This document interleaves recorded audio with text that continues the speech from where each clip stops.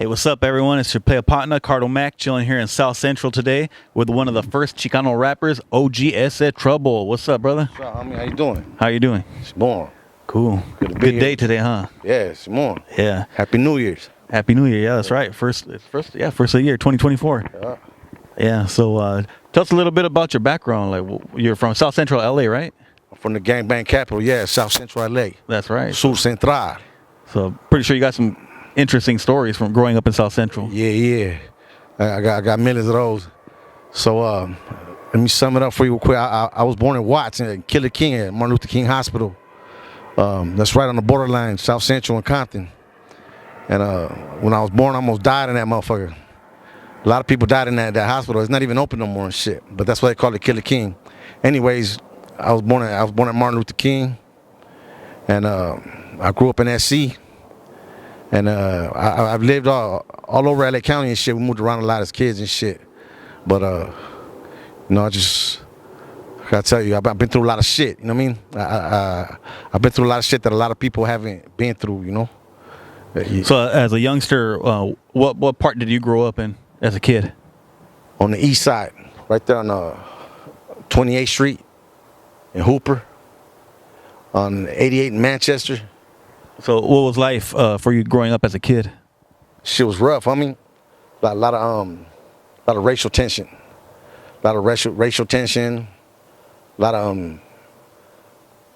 of school fights and shit. You know what I mean?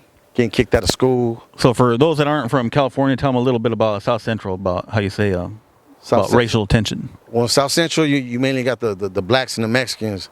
So back in the days, there used to be a lot of tension between the blacks and the Mexicans. We all grew up in the same neighborhoods. We had black homies, and some were like family, and you never know who could be your enemy. Like one of them fools' friends could be your enemy and shit, or from a wrong set, or wrong water, or wrong hood, or somebody could sneak your ass. You know what I mean? Like you always gotta watch your back, cause there's so many hoods in LA. Well, like as a kid, like growing up, like just as kids, yeah, you could see the tension back then, or you just play like normal kids. Well, when you're growing up and you're a kid, like you don't trip off that shit until you start getting older and you see it. When you're a kid, everybody in your neighborhood that grows up around you, they're gonna for the most part, they're gonna pretty much be cool. They're gonna be playing with them and shit. You know, I used to go to my little black homie's house, play with his turtles and Nintendo and all that shit. So it was nothing. Yeah. So after you start growing up, you go out of your neighborhood and then you start seeing the racial shit. You see what's really going on out there. So that's more till your teenage years. Yeah, you start growing up. When you get involved to the gang shit, and then LA's infested with gangs. It's really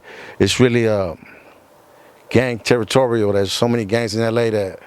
So you're a kid like in the 80s, or when did you grow up? I was born in '78. I'm an '80s and '90s baby. I survived the '90s, but in the '80s, like I caught on to like. Some people don't know what that means. I survived the 90s. Let them know. War veteran, war stories. Too much to tell. Like, the people that lived through that shit know. You know? It was very active. A lot of racial tension, a lot of gangbanging, a lot of murders. When did that actually start with you? With me, it started like in 95. 95 and up.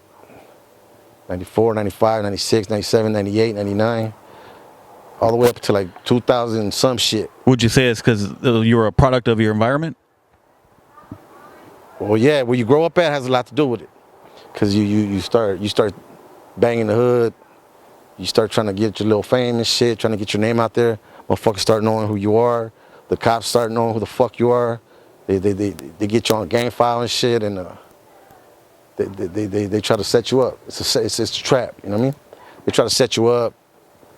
They're trying to take us all out. They don't like. So it's not just gangs that you had to worry about. It was the police too. Punk ass police, and they're the biggest gang. You know what I mean? They think they're gangsters, but they're fucking snitching and shit.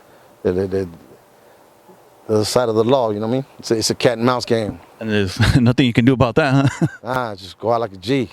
Like they got all these new laws and shit that they inflict on us and shit. 3 strikes and all that. Try to lock us up. It's a multi-million-dollar business for them. The penitentiaries, county jail. Each body alone in the county jail is worth $180,000 a year. So Probably more now. way more. That's back in the day. So multiply that by how many thousand motherfuckers are in Supermax, East Max, LA County Jail, Wayside, all that shit. So It's a business. it's a business. Yeah, so in LA, when you're into the gang shit, the cops trying to lock your ass up, they're trying to kill your ass, trying to set your ass up. You heard stories about motherfuckers getting dropped off in the wrong neighborhood, you know what I mean? You seen that firsthand for yourself? Yeah, I was a victim. I mean, Victim of it? I was a victim. It shit sound funny because I'm a G, but I was that. You know what I mean? Nobody. When you tell motherfucker like me, you tell them like, "Oh, I'm a victim," or "It happened to me." Like, people don't believe you and shit because they see the image and shit. But I was a victim of police brutality in 2005. It was one of the worst fucking years of my life and shit. And I can honestly say it. Even in the 2000s, that was going on. Yeah. Like you would think it was just in the 80s and 90s. Yeah. So I think that's the only ones that probably got the best of me. You know what I mean? At give me a good ass whipping. The LAPD and shit. You know, they almost killed me. Worse than the gangs. Fuck. I mean, you gotta watch out for both of them. You gotta watch your back for both of them, man. If it ain't the punk ass and amigas, it's the punk ass cops. Cause over here it's on site. It's so active that there's so much shit going on that as soon as they see you with a bald head, they're like, get that motherfucker. But try to lay low. You go to Riverside or other counties, and it's different. Like I lived in Riverside before. So when you rolling down the street, and the Hudas mind their own business. They don't fuck with you. They don't bust a U-turn. Fuck with you. You know what I mean? You can have a dead body in the motherfucking trunk or right next to you. Just as long as you're minding your own business, you're not calling attention to you. You go about your business. But if you want that attention, they'll give it to your ass. You know what I mean? So at what age did you actually start getting into the system? System at my 18th birthday. I got caught on my 18th birthday. I went to LA County Jail on my 18th birthday. Me and the homies was fucking around. We was fucking around, getting shermed out and shit, doing stupid shit, robbing motherfuckers. Cops start chasing us. Start running down the street, me and the homie. And they caught us under a fucking car. I stashed a 380 on the fucking, I had some dope and I had an ounce in the 380 on me, so I put it I'm under a car and we see the cops everywhere looking for us. So I put the gun on top of the tire and I stashed the dope. And I'm under the car for like 30 minutes. I'm like, man, fuck it. I'm just gonna walk down the street. Excuse the sirens, but we live here in South Central. Active. That's how it goes. Somebody fucked theirs off. Hey, so I'm under the car. I'm like, I was in there for a long ass time and shit. So I'm like, man, I'm just gonna walk down the fucking street. Act like nothing's wrong. I came out of the car, boom, they rushed my ass. And that day I had took a little knife from one of my little nephews. He was young, and I was trying to be a good uncle. Like, man, give me that shit, man. So I took it from his ass, and he had shaved it on. It was shaved on. It was sharpened on both sides. Little ass knife. So they took me in for that. And then they you know. And you over here thinking you're doing a good thing. Yeah. Trying to look out for my nephew, and I mean, it's not his fault, but just any little thing to try to get you in the system, to get you on probation, to lock your ass back up, to have you in and out of the system. Put that probation on you, lock your ass up again, because it's a trap. It's set up for us to fail. The thing about me, when I've been to prison, I've been to county and all that shit, but when I went to prison, when I paroled, the thing about me, I'm proud of that shit too. Most motherfuckers get out and they fuck up. When I got out, I gotta tell you, I'm not saying I was doing good, because I was still doing my thing and shit, but you know when you get close to getting caught for some shit, but you barely slide through it. So I would get away with a lot of shit, but like I got lucky. So I gave them their number back quick, and they didn't like that shit. They used to raid my pad looking for guns, trying to say I was manufacturing guns, trying to pin cases on me, trying to just trying to build cases up on me, dog. Cause we were knuckleheads in the street, fucking fools up, beating fools up, banging and shit, and people running their fucking mouth, snitching and shit. I mean, they want to act all gangster, and then they want to point the finger at people. You know? And being active, things happen. And we were talking off camera, and you said you got shot. Yeah. Tell us a little bit about that. Yeah, I got shot in I don't even know what fucking year it was, but I was out in the corner in South Central. I was selling dope with the homie. I was at the homie's pad, and the shit happened. When the shit happens, you don't even. It happens so quick. It just happens so quick. Nobody knows when it's gonna happen. I mean, you try to be as ready as you can. So I'm on the streets looking out, I'm serving sacks. I'm smoking a cigarette, thinking I'm, Mr. Tough Guy and shit. I'm in the corner and shit, and I'm banging. So I'm in the middle of the street. Some little two youngsters passed by in the van. They didn't even know who the fuck I was, and I'm smoking a cigarette. And I'm looking at these fools, little ass fools. They're looking at me. I'm looking at them. They mad dogging, and then they put their brakes on. You know? And I'm like, man, you little buster ass fools. I didn't think these little motherfuckers were gonna bust on me. And me, I ain't scared of shit. So I was like in the middle of the street waiting for the homeboy to pull out his car, right? And I had a backpack. We had pulled a couple of licks. We got jewelry on us, stolen shit, guns, and fucking all kinds of shit. And fuck, shit you do when you're young. You know what I mean? Stupid shit you don't learn, but until you get caught up. But so we came up on some licks. I got a fat sack. I'm smoking a flower. I went for this fool to pull out the car from the driveway. I'm in the alley. I'm at the end of the alley. These fools pass by. They mad dogging me.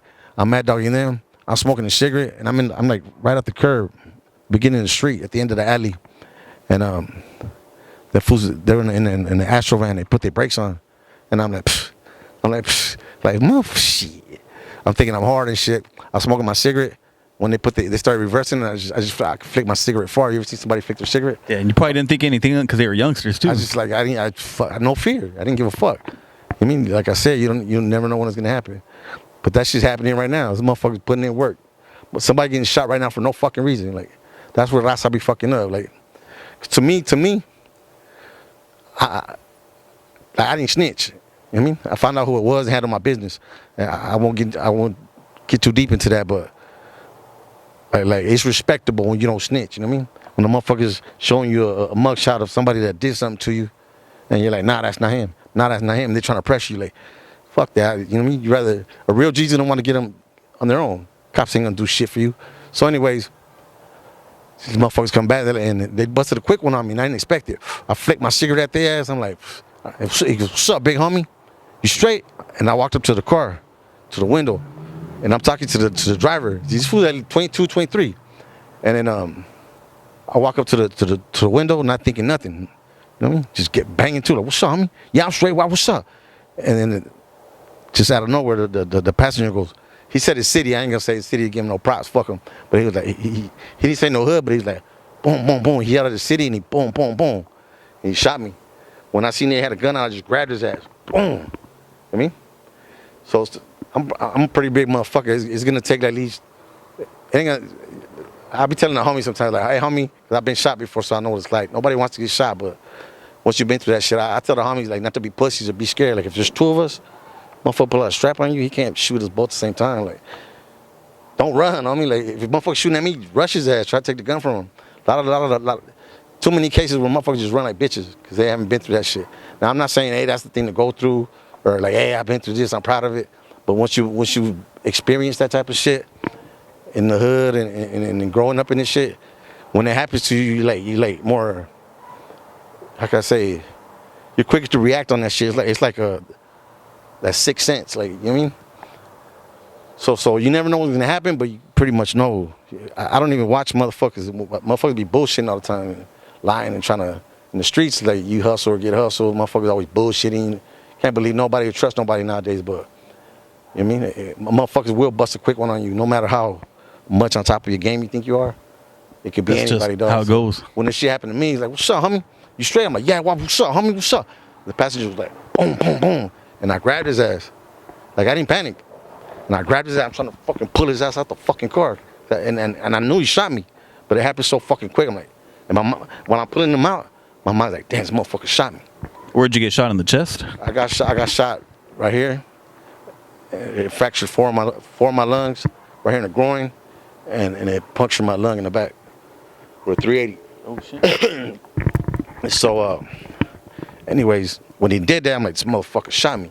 I mean, after saying all that, you're blessed because some people go with one. Yeah, it's a blessing. I mean, like you see shit different now. Like I'm still. A lot of people they bitch up and then they don't want nothing to do with this lifestyle and shit. But I'm proud of who I am, and that's my past, and that's my story. You know, I got a story to tell.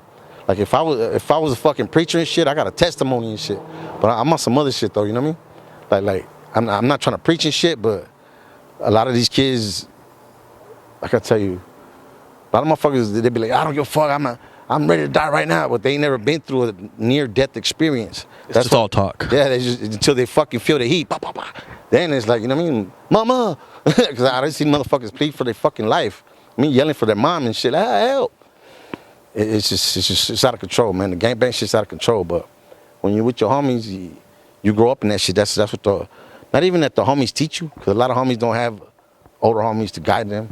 Would you say it's different now for these generations compared to when you grew up?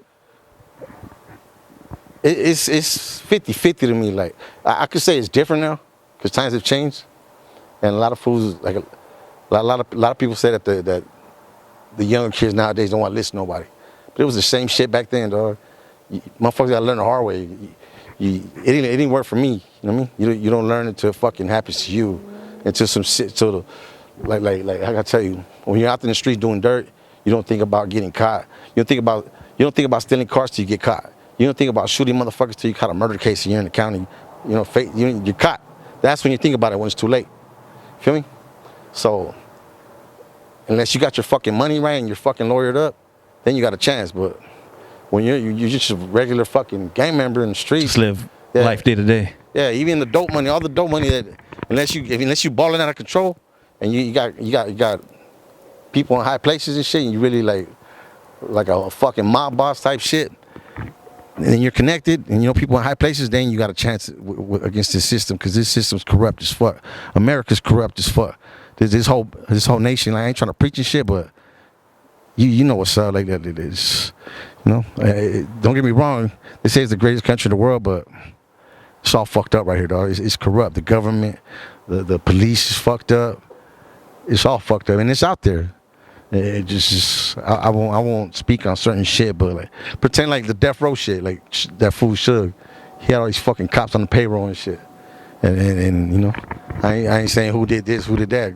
I give a fuck about who killed who, but they was all involved. Rafael Perez, the scandals been it. Yeah. I mean, and if you paying attention, if you a street motherfucker, you in the hood, you trying to get your slang on and shit. When you're young, you don't give a fuck.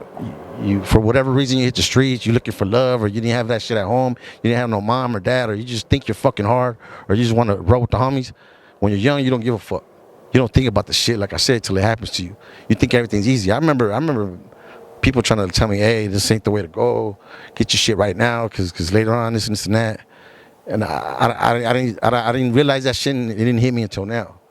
If I would have took advice from the people that gave a fuck about me, because I did have some positive people in my life. Do you wish you would have taken their advice, or you live with no regrets? Do I wish? I wish I would have been right to be able to take their advice, because I was hearing what they were saying and they were making sense, and it's like I trust them, and I know he's not lying to me. You knew they had their best intentions. Yeah, they meant good, but I wasn't in the right situation where my mind wasn't right, or my thoughts were fucked up. You know what I mean? All I wanted to do was fucking rob motherfuckers and slang dope, thinking that I was gonna make it to the top like that.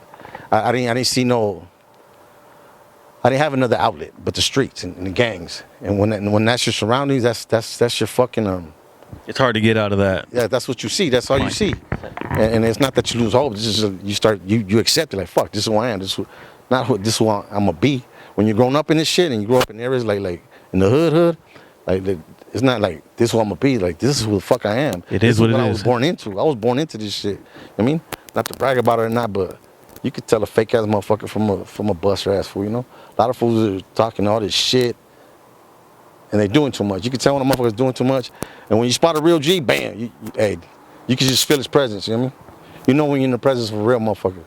And when a motherfucker trying to do too much, like, hey, what's wrong, man? That shit. When somebody pulls their fucking whole card, they look stupid, huh? They make the real G look bad, you know?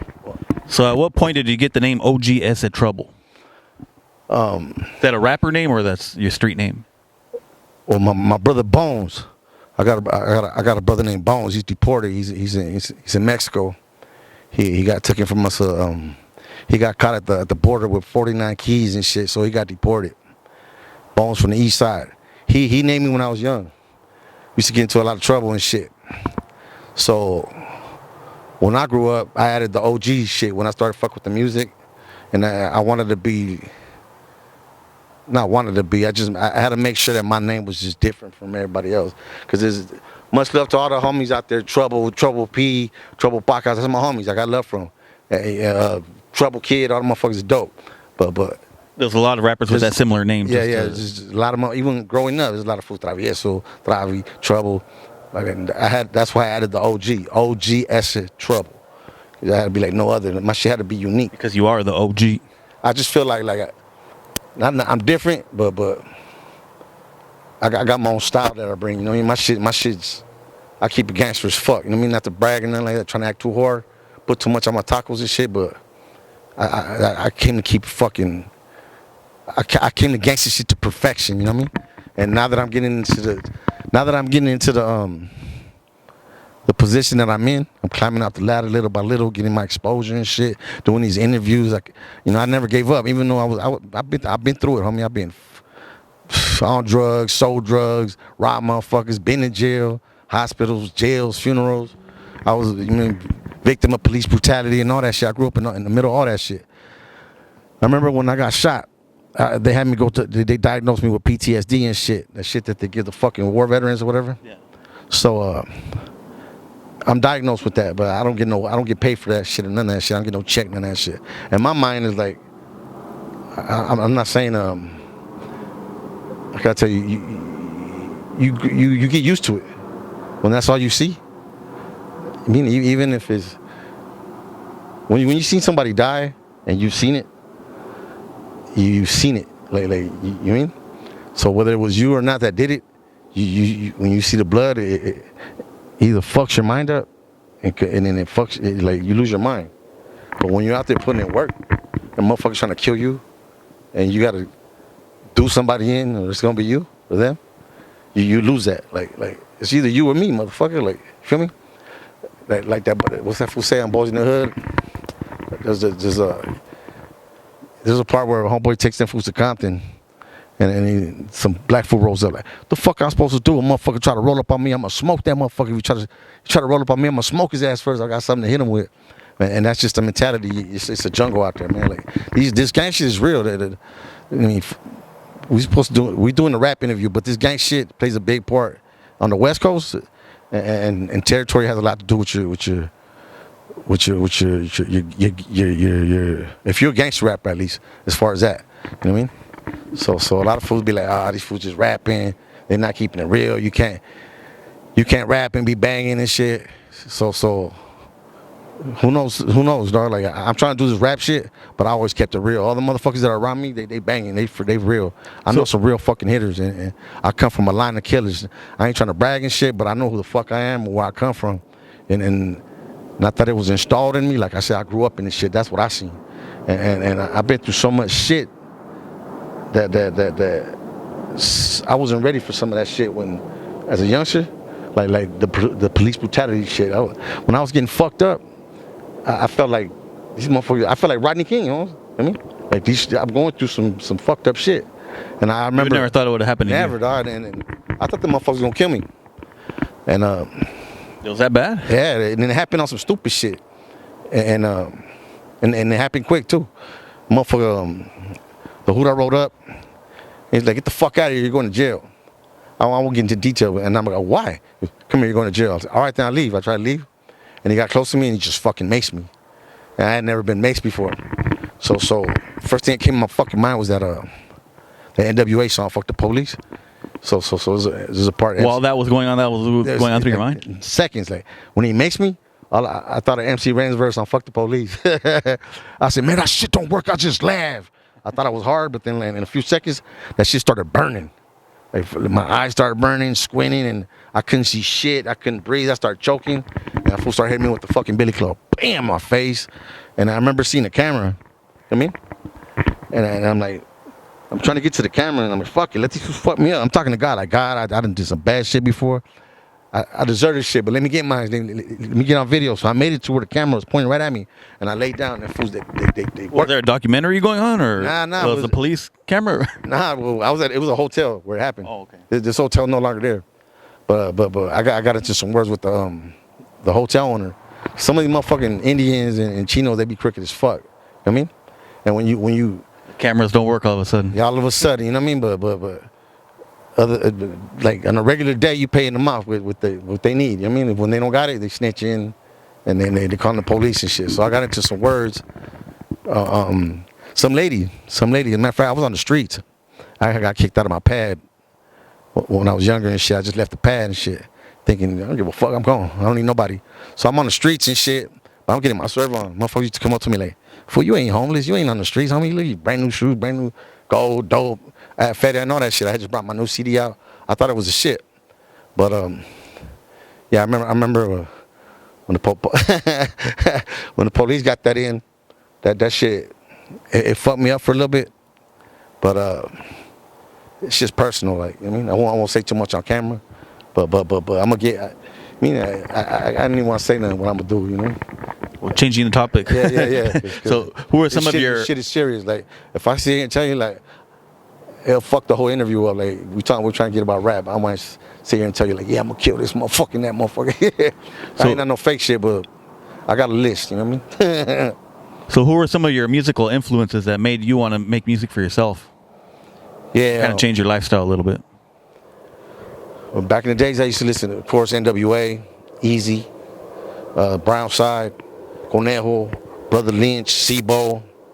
Shit, who else as far as fuck? A little bit of Cypress Hill.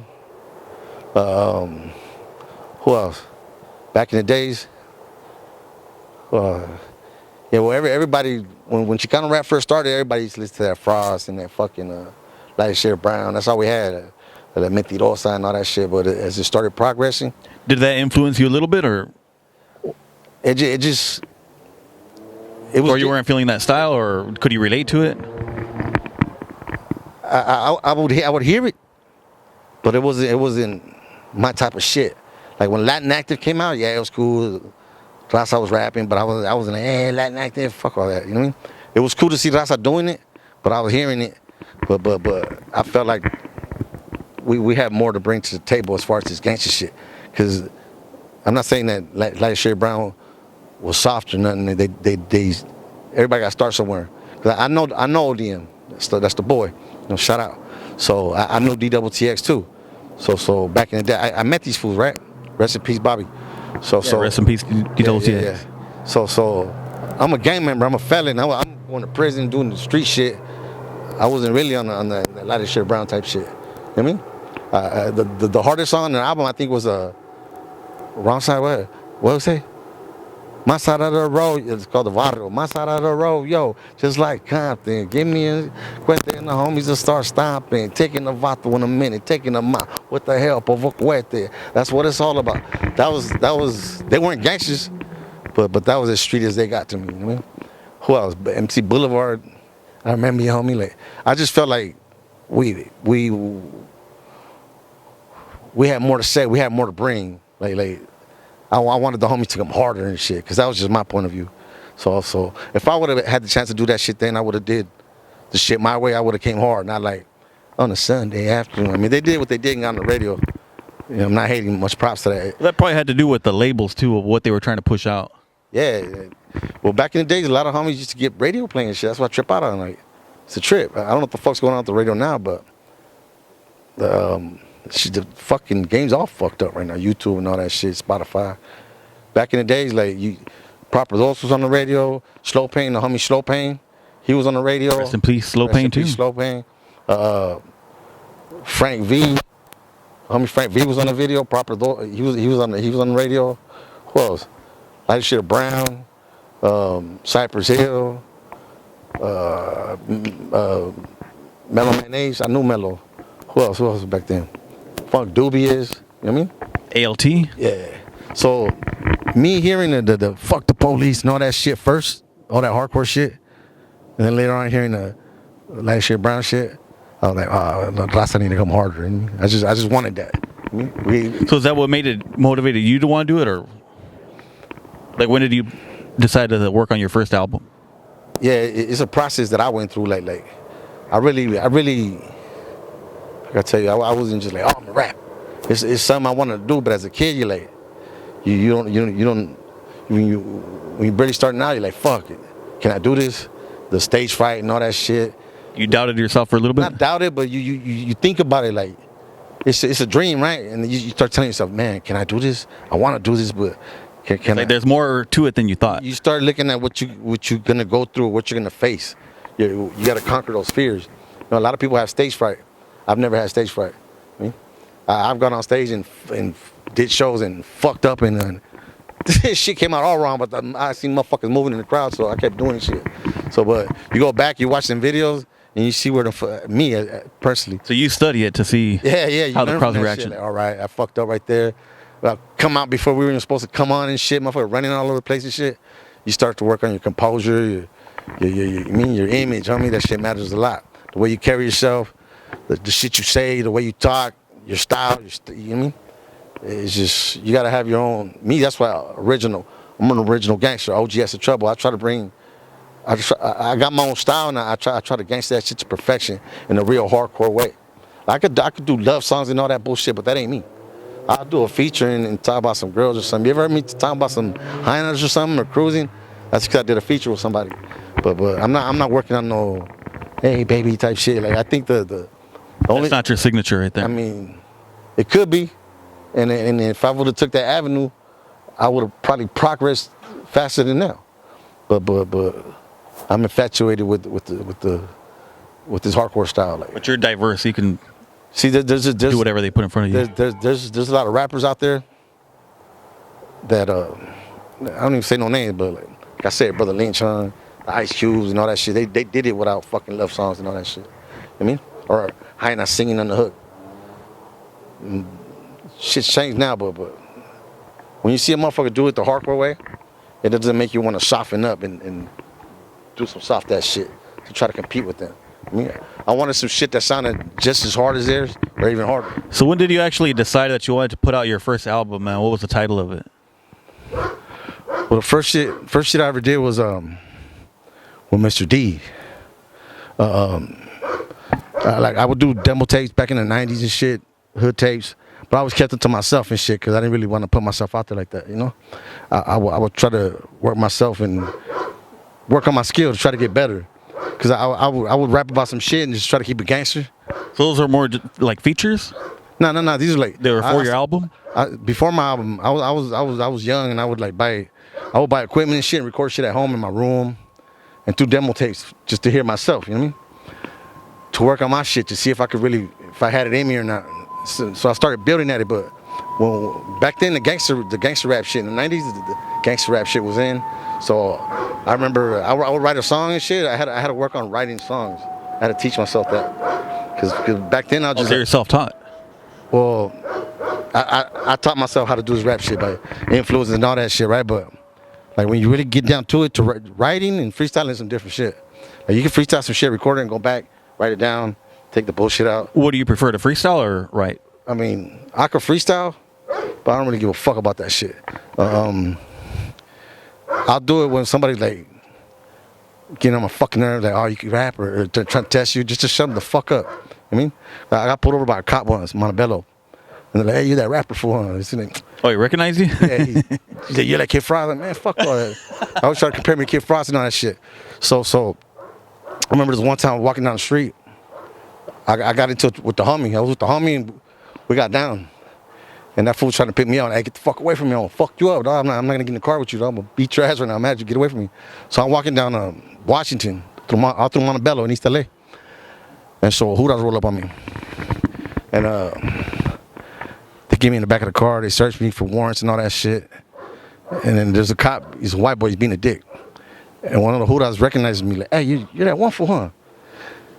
So I'm like, yeah, that's me. He's like, oh, so you rapping shit? And I'm like, yeah. Because bust a freestyle. I don't rap. I try to be cocky and shit. Like, I do this shit for real. I mean, I don't rap for free. If I bust a, look, I just flipped it on him real quick. I got into gangster. I G'd up on his dad. Like, hey, if I bust a gangster ass rap for you and I show you I got skills, you gonna fucking let me go right now? He goes, yeah. But you gotta show me that you got skills, you can rap. Because Mexicans really can't rap. And I fucking busted one of the hardest. If you got this shit in you, it's some shit like it's spiritual, homie. You got that fire in you. I know I got that shit in me. Like you should start feeling this shit. Spirits take over his shit. And I started spitting on his ass. I'm pulling out heat from under the shit. I just busted some dope ass shit on it, some tongue twisting shit. And when I was done, I feel like, oh, this fool could rap. This fool's hard as fuck, and this and that. And I kind of felt good, but I was just quiet, like waiting for him to let me go. Like waiting, what's gonna happen? Is he really gonna let you go? Fool. I go, what's up? And he goes, uncuff him. He told the white boy. The white boy was being a digger. Uncuff him. Uncuff him. Let him go. And that shit felt good. You know what I mean? He respected my shit. You know what I mean? So I showed him I had skill, and that fool let me go. They were out there just fucking harassing me and shit, but they let me go. I spit a storm on his ass, and that fool told me, "Oh, you're dope, man. You're dope." He got my little. I was always like leery about giving cops my rap name or my, you know what I mean? But it's fuck it. It's out there. It's music. So not saying he was my fan, but the motherfucker liked my shit. He's like, hey, where can I find your shit? But to me, it's like You didn't want it to come back to haunt you later. Yeah, the mind of a criminal. Like, man, this fool's trying to investigate my shit. Like somehow, like, so I didn't want to. But I thought, yeah, my OGS of trouble. I'm worldwide on the internet. Look me up. Google me. OGS of trouble. And after that fool came back. We used to have a studio in Long Beach, and he for some reason from Montebello, he ended up getting transferred to Long Beach. I don't know how, but this is years later. So I see the same fucking cop that stopped me in Montebello, police officer. I don't remember his name. Let me talk about the mic. I don't remember his name. So years later, we got a studio in Long Beach right there in Anaheim, and the cops are passing by, and it's the same fucking cop. And I'm like, and he stops me in the middle of the street. We used to do shows there, events. He sees me in the middle of the street, like, what you doing here? I'm like, I work here, fool. He's like, well, what? Work on what? This is a studio right here. And he didn't believe me. But everything was legit. We had a two-story studio, right? So he's like, can I check it out? And we're legit. I'm a fucking artist now. Like, I had a kind of like the NWA story when they didn't believe him that they were in the studio. That type of shit. But instead of harassing me, he wanted to see if I was really like they're stealing or breaking into some shit. Cause he's seen gangsters. But I'm like, yeah, I was legit. So like, come on, fool, you want to check it out? I wanted to floss on his ass, you know what I mean? So I seen him like jocking and shit, like, what the fuck? Like, he was really a fan of this shit. So I got off, and I walked into the studio, because right there we had a hard ass studio. We felt like bosses and shit. Shit got burned down because we went at it with some bloods and shit, but that's another story. But anyway, we had a hard ass 2-story studio that we used to do events on. Cops passed by, and they didn't believe that I was working there, kind of like the NWA shit. But I showed them, come in, can we check it out? And they come in. And then they came in, they're like, what the fuck? They didn't even know that we had that shit there, because it was like in some factories. You walk in, it's a tattoo room, an office. You go in through another door, it's like a soundproof door. There's a fucking bar, a bathroom, a dance floor, a stage, some stairs that go up to the studio. So when that fool seen that shit, they're like, what the fuck? But they didn't hate. They weren't expecting that. They tripped the fuck out. Like, what? This shit's hard. They were like being cool and shit. And I wasn't trying to be their fucking friend, but I was like, yeah, it felt good to like I felt above them, homie. Like, you're just a punk ass cop. Like, they showed you some type of respect. Yeah, because we so used to treat them motherfuckers treating us like we ain't shit or we ain't nothing, trying to put us down. That it was a moment for me. Like, I just felt something. I was like, man, I'm bigger than these motherfuckers. Like, you just a punk ass cop. You know what I mean? You just working 9 to 5. Like, I'm bigger than that. I'm an artist. You know what I mean? I'm gonna be something big. So that's what I felt. So well, the homies were in there and shit. Some of them had warrants. I walked in and there was 2 guys behind me. The homies like, what the fuck this fool doing? So motherfuckers start running and hiding and shit. And I'm like, and I take him upstairs. I bump some shit for him. And that's you in the rap. I'm rapping and shit. And that fool bought my shit. They bought my CD. They had me sign it. So for whatever the fuck they did, investigated or not, like, when the shit's out there, it's out there. I mean, because they watch it on YouTube and all that shit. Yeah. So it's up to you what steps. When you're doing bad, you know you're doing bad. When you're doing good, you really don't trip on watching your back, you know. But you always got to be aware of your surroundings. But yeah, I remember when the cops went in the studio, the homies like, what the fuck is this fool doing? I didn't have no fucking warrants. So they went in, they bought my shit, and they left. Everything legit? They left. And because of that, every event that we used to throw right there, there'd be gunshots and motherfuckers getting into fights. They never fucked with us, dog. They never came and fucked with us. I swear to God. So who are some of the labels that you've worked with? Yeah, I've let me see. So I got a. You mentioned earlier you started with Southland. I know a lot of mostly every motherfucker in the game. I know him, but up to this day, like I don't want to say a free agent, but I'm my own manager and I run my own shit. I'm independent, but I originally like I'm an original Southland gangster. I started out with Southland, and That was back when late '90s. 99, 2000, or the first Southland Gangster CD. Me and the homie Mr. D, shout out to homie Mr. D, Southland Gangsters. We put out some shit in 2000 called Beware the Blue. The homie Mr. D showed me a lot of love, and we homies to this day. A lot of motherfuckers, he's a solid ass homie, dog. I've lost a lot of motherfuckers come and go, but How'd you guys link up? I met him at a car show once. I was actually with Capone. I met Capone in jail and shit. When we got out, we was trying to do some shit, so we went to a few shows together. Capone brought his first CD out, Capone and the Southsiders and shit. So when I first met Capone, he was a whole different person. And the homies that were around him, he had some real G's that had his back. I was one of them. But I won't get too much into detail, but shit changes. Money changes motherfuckers, you know what I mean? So anyways, that was one of the first shows that the High Power camp invited me to. I was supposed to be part of High Power. I was supposed to be the other half of High Power. When Capone first made his little website, it was me and him that started High Power. And then he made some little shit called it was like a little biography. Yeah, Capone met OG ESE Trouble in the LA County Jail. That's where they started High Power, whoopty whoop. Now, I ain't trying to gain no fame off that shit, but that was the real. I remember that shit. But then that fool took it off. But shit changes. His head changed, and for whatever it was, we're not enemies and shit, but we weren't seeing eye to eye. I didn't feel like I was getting put on the back burner because I could have did more shit for myself at the time, but you don't rely on anyone. You keep it pushing. That's what I was about to say. Like when I went to go see what's up with him, and I went to his hood, I moved over there. I know all his homies. He got some real homies, a couple homies. Too many names and shit. I didn't put in work with some of them. I know where they live and all that shit. But when it came down to men, the people that really started this shit, it was supposed to be me and him. I ain't trying to take no credit for it. Like I don't get no. The fuck I'm gonna get out of that? Oh, I'm the other part of High Power. I always had it in my mind like I gotta get my own shit. But at the moment, that was my little foot in the door. Like, let me fuck with this fool. Because when I got out of jail, he came to see me with the homie Lil Dreamer. It's my boy, shout out Lil Dreamer. They came to my pad and shit. And I slid him some beats. And we were supposed to do some shit. And he brought out his first CD. I came out in the video, the Southside thing. I met a few people through him, but I just, I ain't hating. More power to him and shit, but he did his thing. Business end of it didn't work out. Yeah, but the way he went about his shit, he did it his way. I just would have did shit different. Like, cause I'm on some more hardcore shit. I'm not saying Capone's this or that, but there's a difference. You know what I mean? I just feel like my style is more hardcore than his. You know what I mean? He's done his thing and he's had. Did you want to be like a mainstream artist, or you didn't care about just sticking to underground?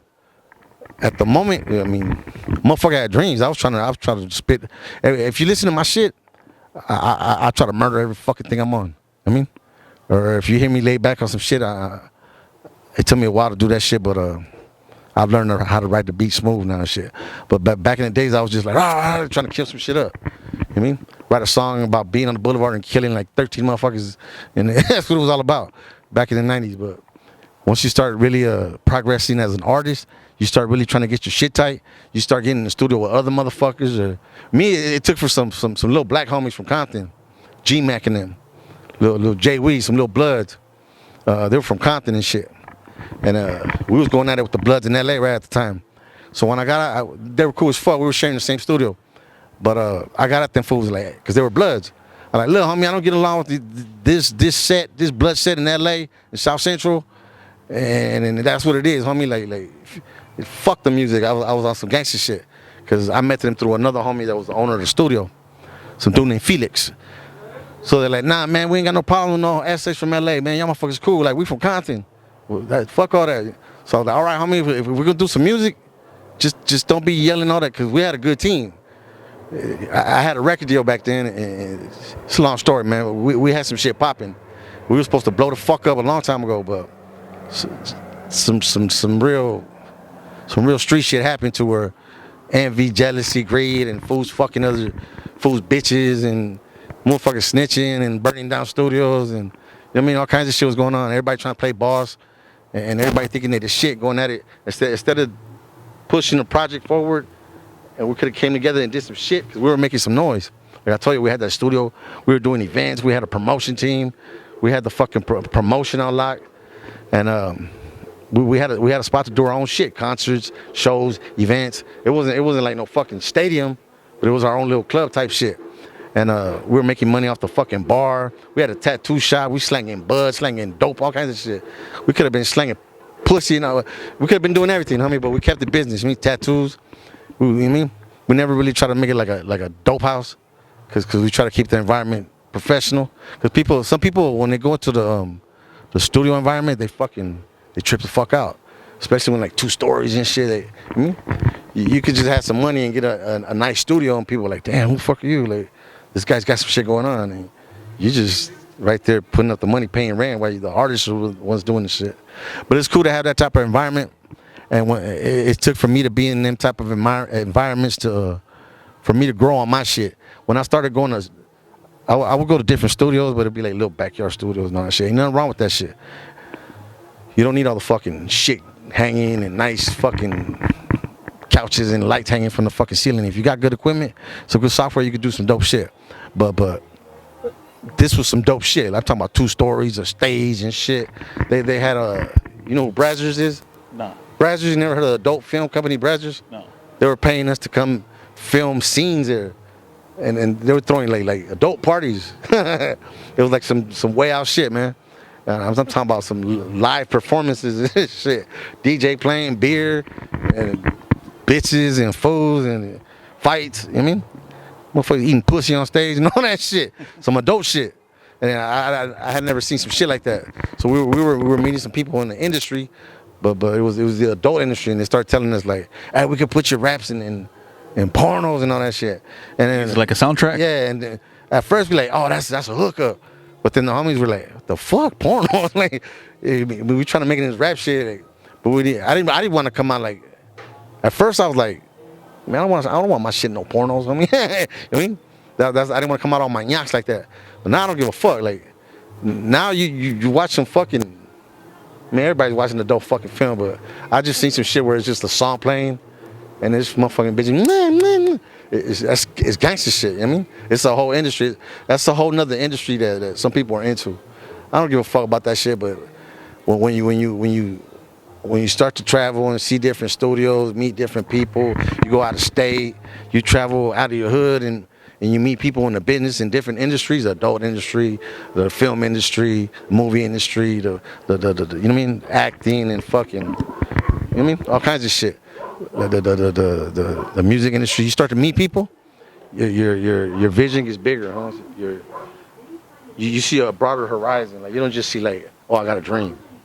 You start saying, all right, I met this fool, and then you meet this fool, and like, all right, Networking goes along. Yeah. Like when you meet, like back then, you just an artist trying to make it. Like, I want to be somebody. As a kid, you got a dream and shit, right? So you trying to get in the game, and you meet somebody that's somebody. That shit happened to me. I ain't gonna say no names, but when I did some shit with a few rappers, like, boom, I'm like, damn, this fool's one of the Chicano rap godfathers. I ain't say no names, but I was like, damn. But the more you're out there, the more you intermingle with people like that. I'm doing music with somebody who I thought was a legend. I grew up on this fool shit. You know what I mean? And now I'm older and I'm doing music with this fool. And it made my mind change like, all right, let me take this shit serious. Because I'm fucking with him. That fool's doing it. So if I'm fucking with him, he fucking with me, we doing music. It made me step my shit up. You know what I mean? It made me step my game up as far as taking this rap shit serious. Because I didn't give a fuck about rap before.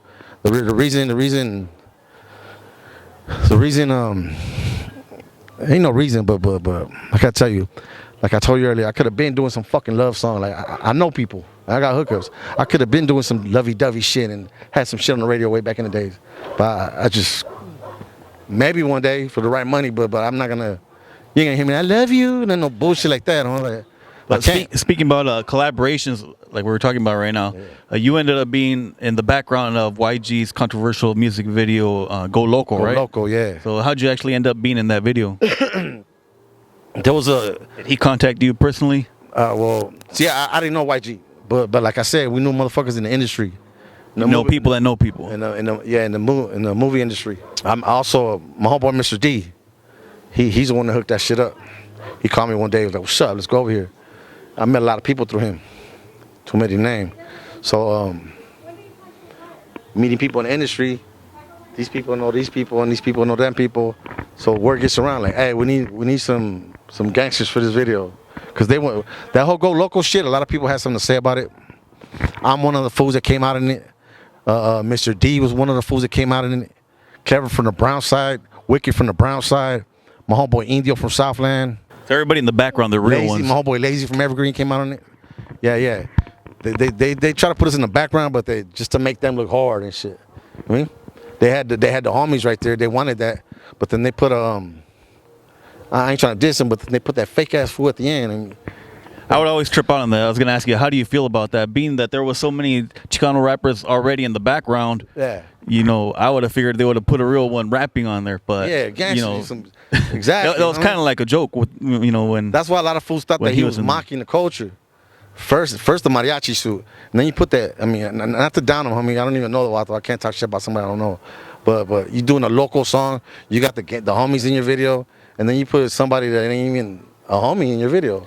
To me, it would have been more legit if any one of you guys would have been a rapper in there. Well, at least a homie, dog. You know what I mean? So that's why it made it seem like they were mocking the culture, dog. A lot of people took offense to that shit. Us, as far, I mean, when we got that hookup, they just called us for a video. That shit was already done. So I really didn't give a fuck. You know what I mean? I was just trying to get paid and get some exposure. But I wasn't riding nobody's nuts. Like, we went over there because we trying to get our hands in everything we could at the time. Movies, fucking acting, whatever. You know, we're trying to. You're trying to utilize your resources. I mean, all the hookups you got, you're trying to make them resourceful. So that was a resource. The homie called me, he's like, "What's up? Let's do this." And we went over there. It was in your best interest to come on. Yeah, and we were getting paid. So they needed some gangsters. So we went over there. We did what we did. We got paid, and that's all it was. But I mean, a lot of people talk shit about YG, but homeboy was actually cool, you know. And he's a blood. But that fool came up to us. He's like, "Hey man, I fuck with y'all, man. I got love for Mexicans." So that's what made us like, respectful, all right. Yeah. So you know, and in Compton, I know that his hood goes at it with they go at it with Mexicans. So it just depends who you know, dog. Like, I'm not saying I know him good, that's my homie and shit, but I met the motherfucker. And when he came to us, we were right there deep, and he showed us respect. So we trying to get paid and shit in this industry. You can have that gangbang mentality in the industry, but you're not gonna get too far thinking you're gonna bang on everybody. You gotta meet people and fucking act right, and I mean, you gotta present yourself right and shit. You gotta show like you got some type of sense, homie. Because when you acting a fool, people won't want to fuck with you. You blackball yourself. You know what I mean? You gotta really put, especially if you're Mexican, you gotta have some type of fucking skill. You can't be talking no bullshit. Like, there's a lot of weenies out there talking some bullshit, homie. Like, I just laugh at that shit. I just know the style I bring, and my shit hard. That's all I can say. I don't brag about my shit. I'm real humble. I'm real respectful. But pretty soon, like I've been climbing. Not climbing, but my audience, my fan base, my little my story's been growing. I mean, because I could have gave this shit up a long time ago. And the way shit going right now with fucking YouTube and Spotify and all that shit, it's a fucking joke. YouTube's some crooks. So you really gotta have something in your heart, some type of love to do this shit. Because once I learned how to fucking do this shit, now I can say I can rap. I mean, after all the shit I learned, like going through all them studios, meeting other people, I would be in the studio, there'd be some little black fools in there spitting fire. I mean, I'll be doing something, and I'll go back and write my shit like, "Oh fuck, this fool came off hard," and I'm Mexican, so my shit gotta sound just come harder than him. Yeah, so I will go back like, no, hold up. But when you get that respect from motherfuckers that you think, I wouldn't say shit, but I learned from a lot of black homies, not jocking their style or stealing their style or biting their style, but I would see these motherfuckers do their little thing.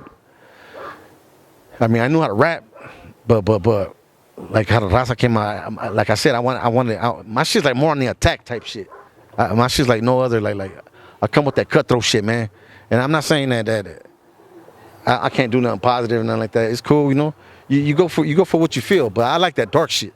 I always have. I've been through a lot of shit, and being from the streets, you know, I make music for the homies, the gangsters, the criminals, and you know, you can't really say too much. I mean, So how do you feel about the title Chicano Rap? Because a lot of people don't want to be in that category.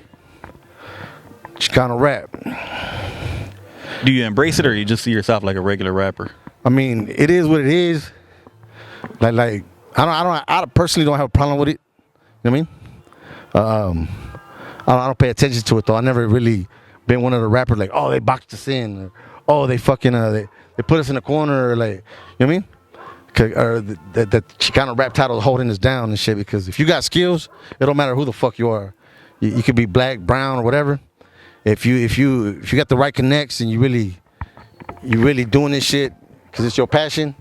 That shouldn't be something that'll hold you down. That shouldn't. Hell no. That's just like, it's like another stereotype. Like, how you can't let shit hold you down. All the shit that you go through, all the shit that I've been through just to even get to a position where I can say, oh, I'm an artist now, or I rap now, or you know what I mean? Just the word like gangster rapper. You feel me? Yeah. There's a lot of cause a lot of controversy that comes with that. A certain image you gotta uphold and shit, and shit that certain fans or people or the audience would expect you to do or not to do. So growing up in South Central, you grew up with a lot of blacks and Mexicans. So was that ever an issue rapping, or it's like whatever? Rapping? Nah. I always try to do my own shit. I got black homies I rap with. You've collaborated with a lot of blacks. Yeah, I got some legends on my shit. I fuck with my homeboy Big Prodigy from South Central Cartel, and his little brother Kelly Pitts. They deadly. They're one of the West Coast most deadliest tools to me. Like, I grew up on all that South Central Cartel shit. A lot of raza did. I mean, there's certain groups like NWA, South Central Cartel is one of them. Like, they had them beats, like them Zap beats and shit, and them old school shit, and a lot of raza. They were up on that shit. You know what I mean? I know a lot of raza up on South Central Madness. You Get Clown, fucking Say Goodnight to the Bad Guys. The gang shit, living like a gangster. Had that do-wah-dee-dee beat, serving them heat. Had that Zap shit, you know what I mean? And a lot of homies like that shit. A lot of fools like old school and shit. But me, I'll sample some shit. I'll do some old school shit or whatever. But I always try to do be creative and give it a twist, a gangster twist. So it just won't be the same old bullshit. Because everybody uses this shit. It's played out. It's played out, but there's ways like you could do the shit again, and as long as you're fucking creative with it and it's different and it's dope. You really like I gotta tell you, some people, I don't know about you, but I listen. I listen to what motherfuckers saying. I listen to the fucking bad words they're saying, or the shit they're talking, who they talking about. Well, if they're trying to send a message out there, if they're just bragging, or if they're just talking shit, or if they're just trying to brag about themselves. Because you got motherfuckers just rap about cars and money and this and that. That shit gets old. It's cool. Don't get me wrong. Video's cool. If you got money, go ahead, floss. But a lot of motherfuckers starting out, they not balling like that. You know what I mean? So they rapping about hood shit, like smoking, selling dope, and going to jail and shooting motherfuckers and killing motherfuckers. That's where all the gangster rap shit started. But now a lot of motherfuckers say it's watered down and shit because or that could turn around and haunt you later when they present it in the courtroom. It depends on what you get yourself into. I heard a lot about that shit. I mean, a few rappers. I think Sibo was one that got something happened where they played this shit in the courtroom too. I think Brother Lynch too. It depends. Like I think Brother Lynch, somebody got smoked and somebody was listening to Brother Lynch while they killed somebody, and then that's when the mad people get in. The motherfuckers against drunk driving, all the activists and shit. You know, there's always gonna be somebody that says something, dog. You're not gonna please everybody. There's always gonna be controversy, especially with this street shit, because they don't want to see a motherfucker on the streets make it. You know what I mean? Because like I said, it's set up for us to fail. Like, if they could, they would kill us all, homie. But they got us killing each other. Feel me? Making it easy on them. Little by little. I mean, you think they don't sit back and laugh? And they locking us up. The fucked up part about it too is like I've seen a lot of Mexican sheriffs and officials or whatever, cops, and I've heard other people ask them or seen interviews. I've met motherfuckers, ex-sheriffs that have quit their jobs because of the racial shit that's going on in there. I don't know if you know it. Google LASD gangs, the sheriff deputies. It's a big scandal that's going on right now. Check that shit out. I got that shit. Say it again. What was it? You never seen a Google the Los Angeles County Sheriff deputy gangs, the bandidos, the fucking waist-high whiteys, the 3,000 boys, the rattlesnakes, the fucking Vikings. There's the Grim Reapers. They got tattooed. They're a gang. It's a gang. But I mean, I don't know. I don't know if it's because it's the law supposedly, but they're crooked as fuck. They plant guns on motherfuckers. They killing motherfuckers. Like I be watching a lot of that shit. To my knowledge, if I know if it's 100% true or not, nobody knows, homie. But the shit you see on TV, you feed into that shit. You study that shit, and it talks about like they be killing motherfuckers. Like there's a little security guard, a little young ass fool, 18 years old, they killed in Gardena. That they shot him in the back. And he had no gun on him. He was a security guard. He was working, and these cops just shot him in the back. Yeah, I did hear about that. You heard about that? Yeah. All right. So some white bitch that was there, some lady, who knows if she was racist or not? I don't know who the fuck it was, but word is, you remember when them cops that got shot in Compton? Not that long ago. No. So all right. So. You didn't see when there's a car party, some little fool goes up to the cop car in Compton and goes, bah, bah, bah, shoots him and starts running. It happened about, I don't even know, a couple years ago. But that same lady was the one that was laughing when that fool died. That little kid. Oh shit. Yeah, she said some racial remarks. I can't really, don't. I mean, I don't know the whole get down on it, but I remember seeing that shit. She said some racial shit after they killed that kid. She said something, and then people were speaking up and protesting about it because that fool's the little kid's family. They were protesting. It was somewhere in Carson or Torrance, Gardena. So that was it. It ended up being that was a fucking like an initiation for them. Oh shit. So that's what certain people were saying, dog. And I believe them. I mean, I watch all that shit. I don't know her name, but there's some.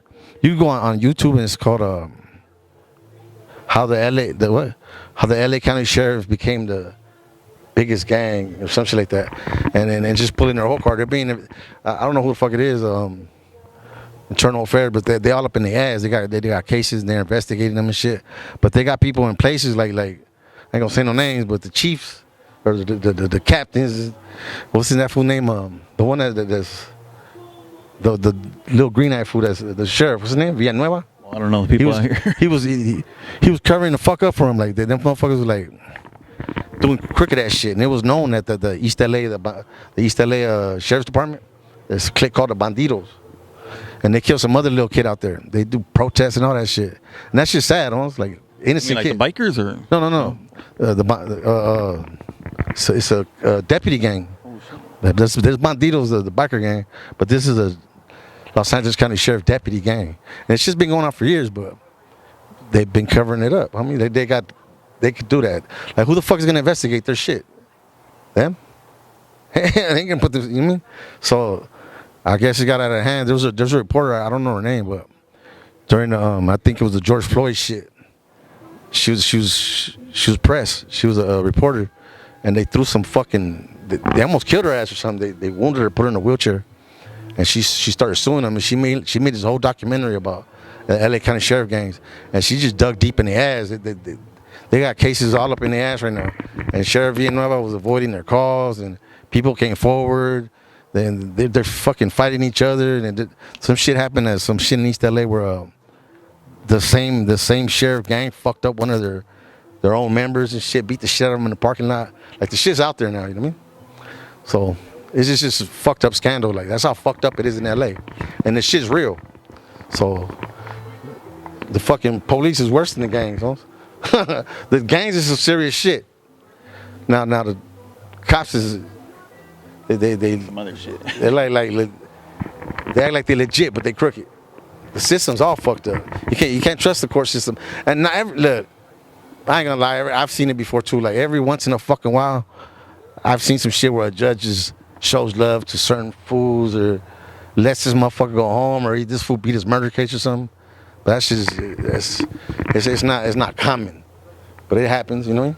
Not all white judges are racist. I'm not racist. Say all white people this and that. There's some good white people, homie.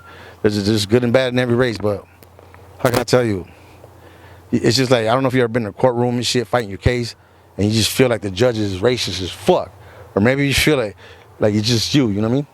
Or maybe the situations that we grew up in, that's how it makes us feel. Like we go into the courtrooms and shit, it's like set up. Like, I mean, a meeting, a hearing. Don't matter what you're gonna say, it's going down. That shit happened to me a few times. And I remember I had to take some, I won't get into it, but I went to jail twice. I took some time just for shutting my fucking mouth, and I couldn't say shit on certain circumstances, but I was innocent. I'm at home calling my people like, hey man, I didn't do it. They're like, yeah, right. I mean, they don't believe you because gang shit, you know? So when you think you're hard, you catch a case, you call home like, hey man, get me out of here, I didn't do it. Yeah, right, motherfucker. So you get that stereotype too. Like, I see how America is scared of the gangs, especially Mexican gangs, because motherfuckers are organized. And it's a fucked up situation because motherfuckers end up dying. Motherfuckers are getting killed out here. And the shit is real, so you really gotta find out what the fuck to do with your life, what you gonna do with your life. Kids, man, like listen to motherfuckers that's if you got somebody trying to tell you, hey man, check this out, do the right thing, this and that ain't the life for you. You're gonna be a knucklehead and live that life anyways, you're gonna have to learn the hard way like me and shit. Now, I'm not saying I'm perfect, but I look at shit different. After being shot and shit, flatlined 3 times. I died 3 times during the process. I'm not proud of that shit, but after being here right now. What was your experience while that happened? It's deep, homie. Like, it made me look at shit. Like, did you see a light? Like, I'm gonna tell you the truth. I didn't see no fucking light at the end of the road. Maybe that's how I was living. Like, I wasn't gonna see that light. You know, some people say, I see the light. My whole life flashed before my eyes. Nah, I seen darkness, homie. And I ain't trying to get all fucking religious and shit, but somebody gave me another chance, you know? And growing up, you start to have kids and shit, you start to look at shit different, like, damn, that little motherfucker needs me, you know what I mean?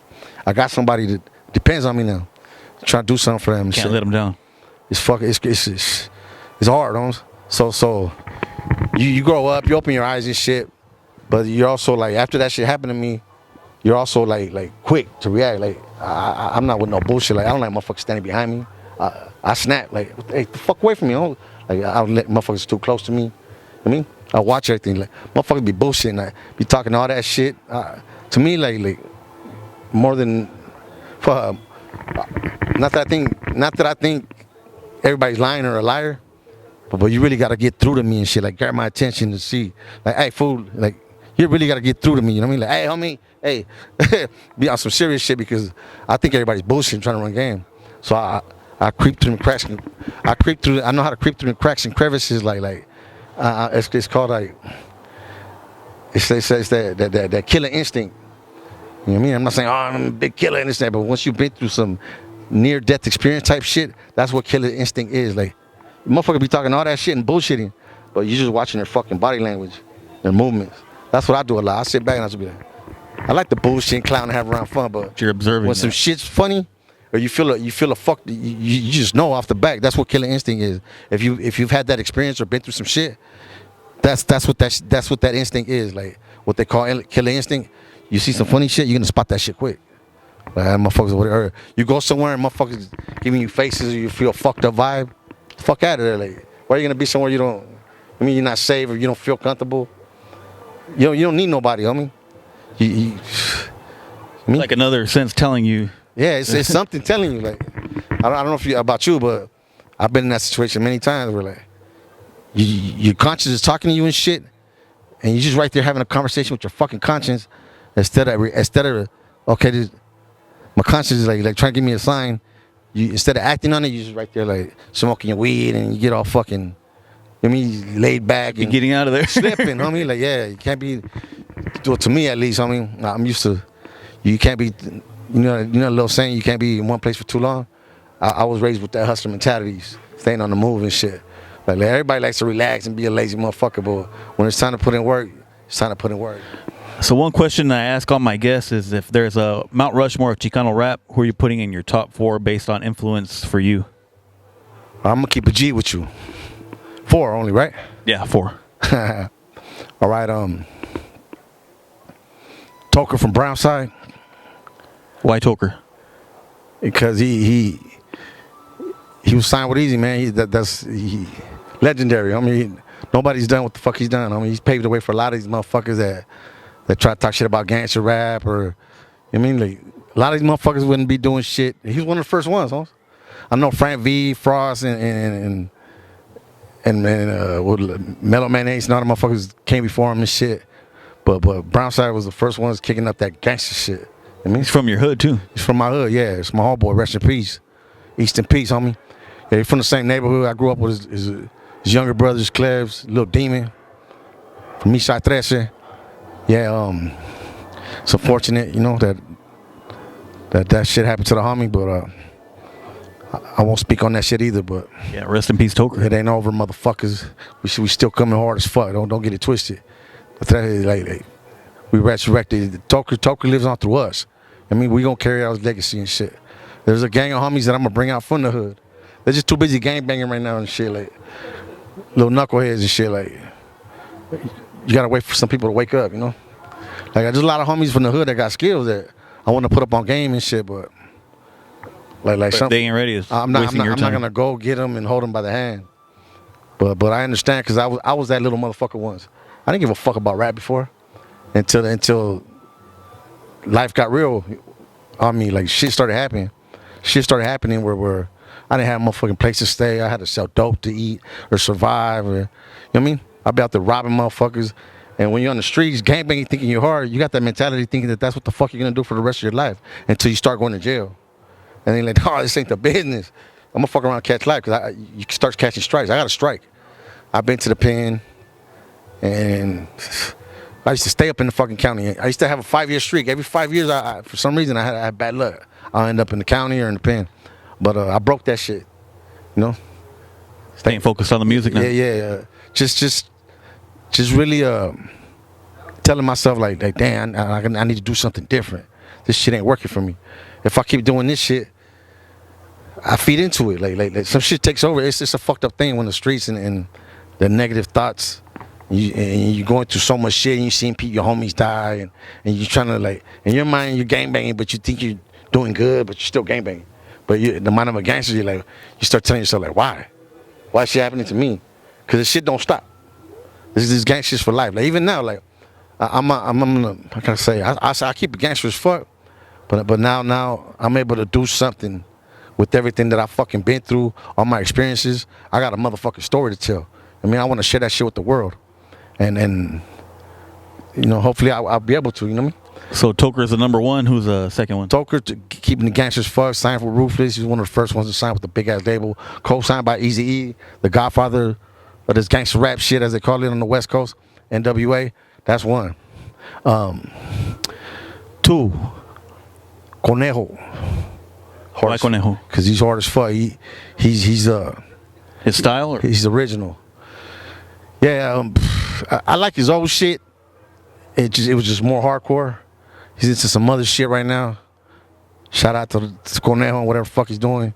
He's just come a long way. I mean, some people might not know of the amount of work that he has put in. You got to respect that. See, that's what I look at as a real motherfucker. Like a convict, that's what I look at. Like I'm a fucking criminal. I mean, I'm a convict.